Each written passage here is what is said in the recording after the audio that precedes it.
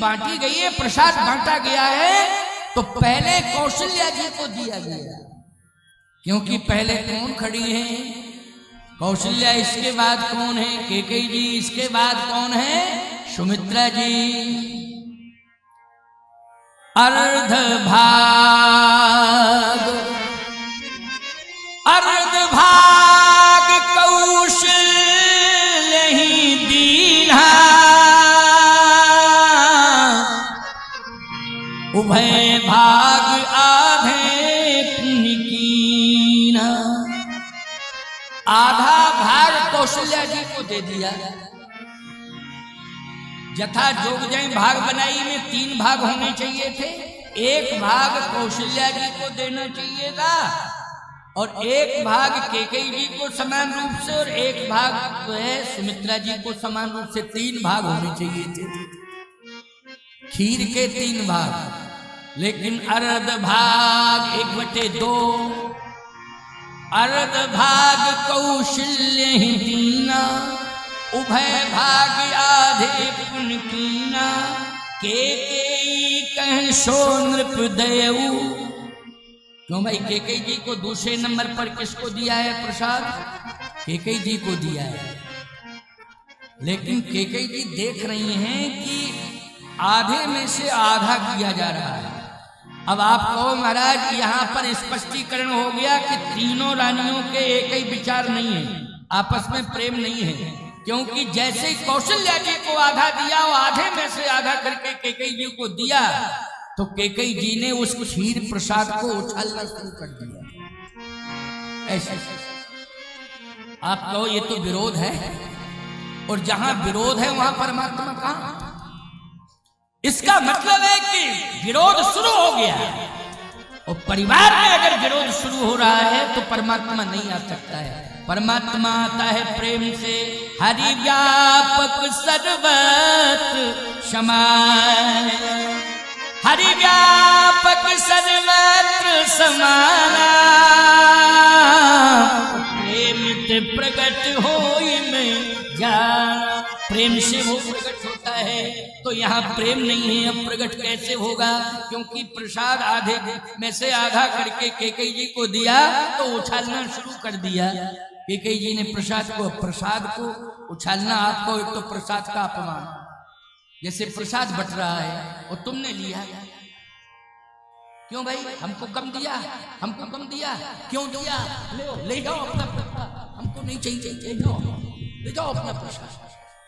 नहीं नहीं नहीं, गलत है, ये आदत खराब है, ये तो बुद्धि की अल्पज्ञता है, ये सबसे बड़ा अपमान है प्रसाद का।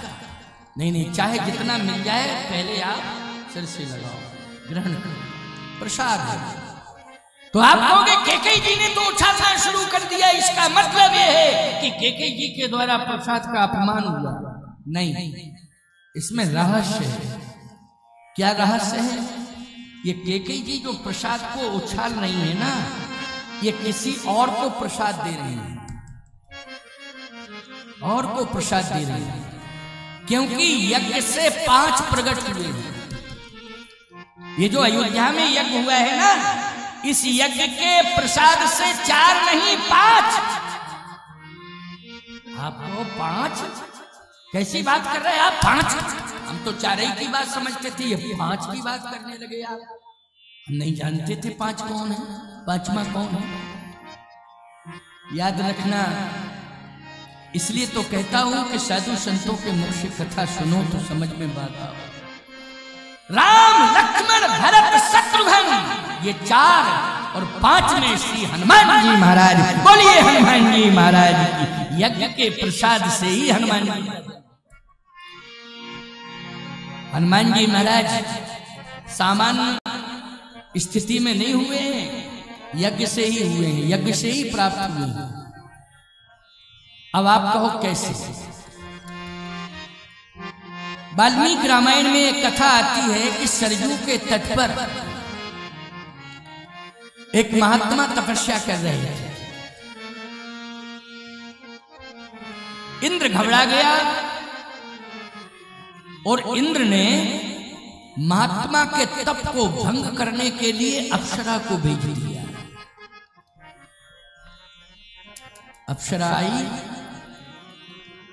अप्सरा ने महात्मा की तपस्या में विघ्न पैदा किया, लेकिन महात्मा ने जैसे ही नेत्र खोले उस परम सुंदरी अप्सरा को देखा तो आंखों में क्रोध आ गया। क्रोध, आंखें लाल। कहा, तूने मेरी तपस्या को भंग करने की कोशिश की, तूने मेरी समाधि को हिलाया, तूने मेरे को अव्यवस्थित करने का प्रयास किया, तूने मेरी साधना में विक्षेप पैदा किया, मैं श्राप देता हूं।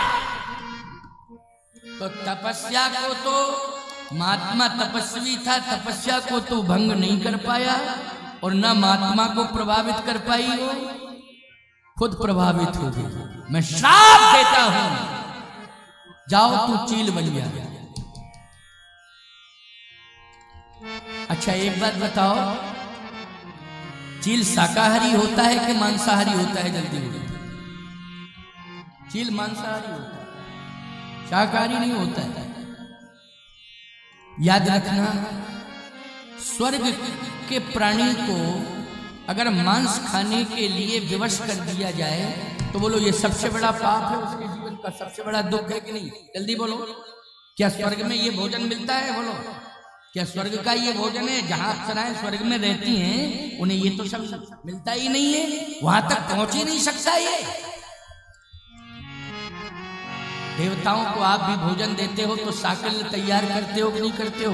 और कितने प्रकार की विधि से साकल्य तैयार होती है, क्यों भाई, ये आप जानते हो। और वही साकल्य को वो ग्रहण करते हैं स्वर्ग के देवता।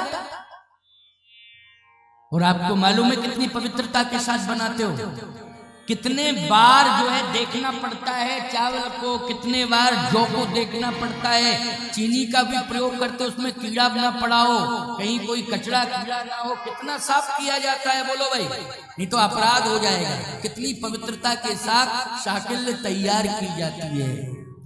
लेकिन अगर ये साफ मिल रहा है कि जाओ तू चील बन जाए, इसका मतलब तुझे मांस भक्षण करना पड़ेगा और स्वर्ग नहीं जा पाएगी। अब स्वर्ग जाने के चांस खत्म, सड़ा सड़ाया मांस खाना पड़ेगा। बोलो, स्वर्ग छूटा, मृत्युलोक में भी वहां रहना पड़ेगा जहां पर नरक होता है। सड़ा सड़ाया मांस मिलेगा, बोलो नरक है कि नहीं है? वो वहां रहना पड़ेगा। अब वो चरणों में गिर पड़ी, महाराज मुझे क्षमा करो, श्राप देना हो तो इंद्र को दो, मैं तो दासी हूं, मुझे भेजा आज्ञा दी, मैं चली आई, श्राप देना हो तो इंद्र को दो।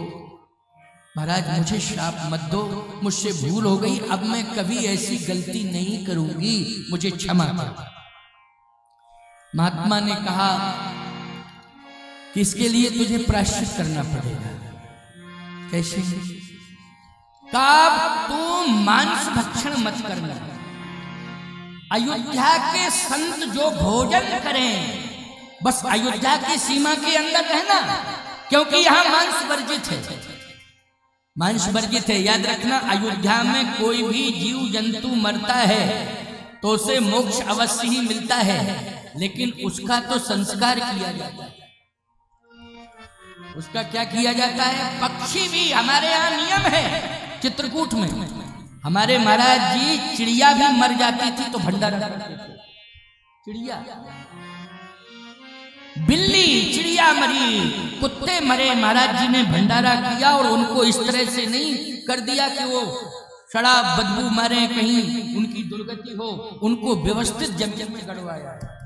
हमारे यहाँ संतों की परंपरा है। आजकल तो लोग गाय मर जाती है तो लोग यूं डाल देते हैं, क्यों भाई डाल देते हैं कि नहीं? गलत। संस्कार करना चाहिए, भूमिगत करना चाहिए। अयोध्या में इस बात की मर्यादा थी और आज भी होगी, भगवान की कृपा से होना चाहिए कि प्रत्येक जीव जंतु का संस्कार किया जाता है। समझ गए हो कि नहीं? संस्कार किया जाता है। वहां मांस पर टोटल प्रतिबंध है। वहां शराब की दुकान नहीं मिलेगी आपको, वहां मांस की दुकान नहीं मिलेगी। अयोध्या में, धर्म क्षेत्र में, चित्रकूट में नहीं मिलेगी आपको, याद रखना। अब तो योगी जी ने इतना प्रतिबंध लगा दिया है कि कोई भी व्यक्ति धोखे से भी पा गया अगर कि कहीं से लाके शराब पी ली अयोध्या में, अगर उसे झूमता हुआ मिलता है तो उसे याद रखना कठोर सजा दी जाती है। ये पवित्र स्थल घोषित किए गए हैं। गोरखपुर में जितनी गोरक्षपीठ के सामने दुकानें गलत सलत थी, सारी दुकानें हट गई, सारी दुकानें हट गई हैं। इसलिए मैं कहना चाहता हूं कि तीर्थ की मर्यादा सुरक्षित होनी चाहिए। मैं तो त्रेता की बात सुना रहा हूं, बोलो किस युग की बात? कलयुग का प्रमाण मैं आज दे रहा हूं, लेकिन कथा कौन से युग की सुना रहा हूं? त्रेता में कितना ध्यान रखा जाता होगा मर्यादा का, बोलिए भाई। जब कलयुग में हालात सुधर गए तो परंपरा भी सुधर गई, बिगड़ी हुई परंपरा सुधर गई। लेकिन मैं उस समय की बात कर रहा हूं, त्रेता की। जाओ अयोध्या की सीमा के अंदर तू रहेगी तो अयोध्या की सीमा के अंदर तुझे मांस भक्षण करने को तो मिलेगा ही नहीं। संतों के द्वारा जो भी उच्छिष्ट भोजन बचेगा उसको तू ग्रहण करेगा। अब बोलो भाई, संतों का उच्छिष्ट भोजन तो आप लोग भी ग्रहण करते हो कि नहीं करते हो? शीत प्रसाद बोलते हैं उसको, बोलो बोलते हैं कि नहीं बोलते हैं? बड़े बड़े संत, मैं आपको क्या बताऊं, अयोध्या के इतने बड़े बड़े संत हुए हैं। कुछ संतों का तो नियम था कि साधुओं की पंगत होती थी तो पत्तल से उच्छिष्ट लेकर के उसको सुखाया करते थे और फिर समय आने पर उसको प्रतिदिन सूखा हुआ उसको रोज लेते थे शीत प्रसाद के रूप में। ये परंपरा संतों में रही है, अयोध्या में, चित्रकूट में, सभी संतों में। इसलिए संतों की शीत प्रसादी का बहुत महत्व है। तो अयोध्या में तू शीत प्रसाद ग्रहण करेगी, संतों का शेष बच जाएगा उसको तू ग्रहण करेगी। इससे क्या होगा? इससे तुझे मोक्ष मिलेगा। और क्या होगा? बोले इससे तुझे अयोध्या में एक ऐसा यज्ञ होगा कि उस यज्ञ का दर्शन होगा, जिस यज्ञ से परमात्मा का प्रादुर्भाव होगा, उस यज्ञ का दर्शन भी तुझे होगा। अच्छा, उस यज्ञ का प्रसाद 3 महारानियों को मिलेगा, कौशल्या, कैकेयी और सुमित्रा, इन 3 को मिलेगा। लेकिन एक ऐसा क्षण आएगा कि उस यज्ञ का प्रसाद तुझे तो मिलेगा, लेकिन तू केवल शीत प्रसादी ग्रहण करेगी, यज्ञ के प्रसाद को ग्रहण करने की क्षमता तेरे अंदर नहीं रहेगी। लेकिन उस प्रसाद को पहुंचाने का दायित्व तुझे मिलेगा। कहां? जैसे तपस्या कौशल्या ने की है राम को पाने के लिए, वैसे हनुमान जी को प्राप्त करने के लिए गंधमादन पर्वत मानी वेंकटाचल पर्वत पर कौन तपस्या कर रही हैं? माता अंजना तपस्या कर रही हैं। अयोध्या से यज्ञ का प्रसाद तू वेंकटाचल पर्वत पर ले जाएगी और जहां पर हनुमान जी की मां अंजना तपस्या कर रही हैं वो प्रसाद तू उनको देगी और वह प्रसाद को अंजना माता ग्रहण करेंगी। और जैसे ही ग्रहण करेंगी तो उसी समय हनुमान जी का प्रादुर्भाव होगा और तुझे वैकुंठ प्राप्त हो जाएगा। स्वर्ग की बात छोड़, तुझे फिर स्वर्ग नहीं, तुझे क्या मिलेगा? वैकुंठ मिलेगा। तो देखो भाई, जैसे ही प्रसाद बट रहा था तो कैकेयी जी को आक्रोश आया और प्रसाद को उछालने लगी। तो ईमानदारी के साथ बताओ, वो प्रसाद जो है हनुमान जी के जन्म में माध्यम बन रहा है कि नहीं? बोलो क्या बन रहा है? हनुमान जी के जन्म में माध्यम बन रहा है। जैसे गौतम ऋषि ने श्राप अहिल्या को दिया तो अहिल्या जी कह रही हैं कि ये श्राप नहीं मुनि, श्राप जो दीना अतिभल कीना, ये श्राप दुनिया को लग रहा है लेकिन ये श्राप मेरे लिए वरदान बन रहा है, क्योंकि इस श्राप से ही मुझे भगवान का दर्शन होगा, इसलिए श्राप तो मेरे लिए वरदान है। ऐसे ही ये महात्मा का श्राप उस अप्सरा के लिए क्या बन गया? जल्दी बोलो। वरदान बन गया। और उसने चील बन करके तो मंडराती रही वो, लेकिन जब प्रसाद बट रहा था उस समय कैकेयी जी ने जैसे ही प्रसाद को उछाला तो एक प्रसाद का कण पहुंच गया कहां? उसी चील के पास। अच्छा, वो चील जो है ले गई, कहां ले गई? जहां पर गंधमादन पर्वत पर मानी वेंकटाचल पर्वत भी कहते, गंधमादन पर्वत भी कहते हैं, लेकिन उसी का नाम वेंकटाचल पर्वत है। जो तिरुपति बालाजी में वेंकटेश भगवान विराजमान है, तिरुमला जिसको कहते हैं, वही वेंकटाचल पर्वत है। समझ रहे हो कि नहीं? ठीक उसी क्षेत्र में ही तो अंजना माता का आश्रम है, वहीं पर आश्रम है, हनुमान जी का जन्म वहीं हुआ है। तो वो प्रसाद लेकर के जब पहुंची और तपस्या कर रही थी, वो प्रसाद जाकर के हाथ में आ गया। किसके आया? अंजना माता का। जैसे ही प्रसाद का दर्शन किया तो याद रखना अयोध्या का दर्शन हो गया। प्रसाद में किसका दर्शन हुआ? तपस्या के बल पर, तपस्या के बल पर प्रसाद में अयोध्या का दर्शन हुआ, सरजू मैया का दर्शन हुआ और यज्ञ का दर्शन हुआ, वशिष्ठ जी महाराज का दर्शन हुआ, वामदेव जी महाराज का दर्शन हुआ, अनेक तीर्थों से आए हुए संत महात्माओं का दर्शन हुआ। अंजना माता ने कहा मेरी तपस्या सफल हो गई। कहाँ मैं अयोध्या जा पाती, लेकिन अयोध्या से प्रसाद आया है मेरे लिए, सिर से लगाया और जैसे ही प्रसाद को ग्रहण किया उसी समय हनुमान जी महाराज को दृष्ट हो गए। बोलिए हनुमान जी महाराज की। ये कथाएं संतों के द्वारा प्रमाणित है।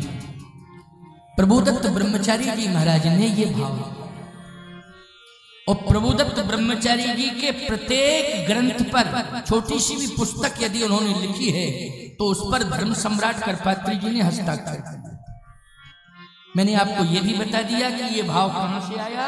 ये प्रभुदत्त ब्रह्मचारी जी की पुस्तक से मैंने प्राप्त किया, पढ़ा था। इसको पराया संत कहते हैं। तो बोलो हमें ये बात माननी पड़ेगी कि नहीं माननी पड़ेगी इस बात को, क्योंकि उनके किसी भी ग्रंथ का विरोध किसी विद्वान ने नहीं किया है, सभी ने समर्थन किया है।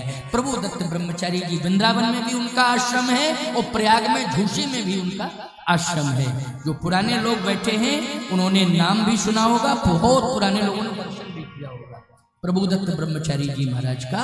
उन्होंने ये भाव लिखा है कि ये प्रसाद यज्ञ का वो चील लेकर के गई और वेंकटाचल पर्वत पर अंजना माता को वो प्रसाद दिया। माध्यम कौन बन गई है? याद रखना, वो श्रापित थी अप्सरा, वो चील नहीं थी, वो तो स्वर्ग की अप्सरा थी, लेकिन श्रापित थी इसलिए चील बन गई थी। लेकिन प्रसाद लेकर के कहाँ पहुंची वो? बोलो भाई, प्रसाद लेकर के वो कहाँ गई? याद अच्छा आप कहोगे महाराज जी वो चील उड़ करके पहुंची है क्या? ये अप्सराओं में उड़ने की ताकत होती है। बोलो होती कि नहीं होती? जैसे ही यज्ञ का प्रसाद स्पर्शित हुआ वैसे ही सारे दोष उसके दूर हो गए और अपने स्वरूप में प्रकट हो गई वो स्वर्ग की अप्सरा। और वही प्रसाद लेकर के कहाँ पहुंची है? वेंकटाचल पर्वत पर अंजना माता को दिया है। वो अंजना माता ने वही यज्ञ का प्रसाद ग्रहण किया है जिससे हनुमान जी का प्रादुर्भाव हुआ है। तो यज्ञ के प्रसाद से 4 नहीं हुए हैं, यज्ञ के प्रसाद से 5 हुए हैं। 5 में कौन है? जरा स्मरण रखो, 5 में कौन है? श्री हनुमान जी महाराज हैं। यज्ञ के प्रसाद से ही आए हैं हनुमान जी महाराज। आइए